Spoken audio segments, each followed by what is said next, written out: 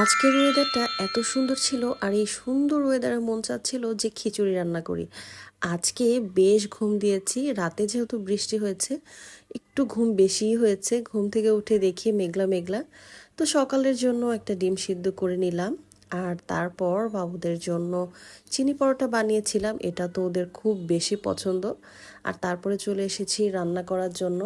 মেঘলা মেঘলা ওয়েদারে বৃষ্টির ভিতরে কিন্তু খিচুড়ি খেতে খুব ভাল লাগে আর সবারই এটা পছন্দ আমার মনে হয়।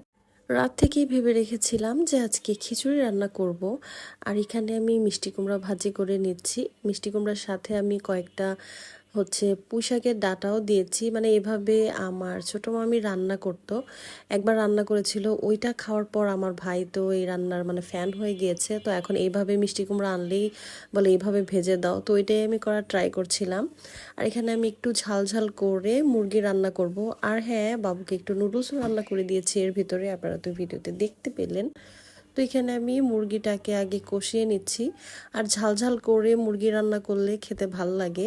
আমাদের বাসায় সবাই একটু মোটামুটি ঝাল বেশিই খায়, মানে যারা কম খেত তারাও আমার পাল্লায় পড়ে আর কি ঝাল খাওয়া শিখে গেছে। তো আমি এখানে একটু আলু দিয়ে দিচ্ছি। মুরগি রান্না করব, আলু হবে না তা তো হতেই পারে না। আলু ছাড়া তো মুরগি রান্না একদম ইম্পসিবল। একটু আলু দিলে না খেতে ভাল লাগে আর বাচ্চারাও পছন্দ করে। তো এখানে আমি মুরগিটাকে সুন্দর করে কষিয়ে নিয়েছি। আর এর মধ্যে একটু বাহিরে গিয়ে দেখলাম যে মেঘলা মেঘলা এখনও। তো ভেবেছিলাম যে খিচুড়ি রান্না করব, কিন্তু তারপরে আবার ডিসিশনটা চেঞ্জ করে ফেলেছি। বাবু বলছিল যে না, আজকে খিচুড়ি খাবো না, তুমি ভাত রান্না করো। মানে আমাদের জন্য খিচুড়ি রান্না করলে আবার ওর জন্য ভাত রান্না করব, এই ঝামেলায় আমি আর করলাম না।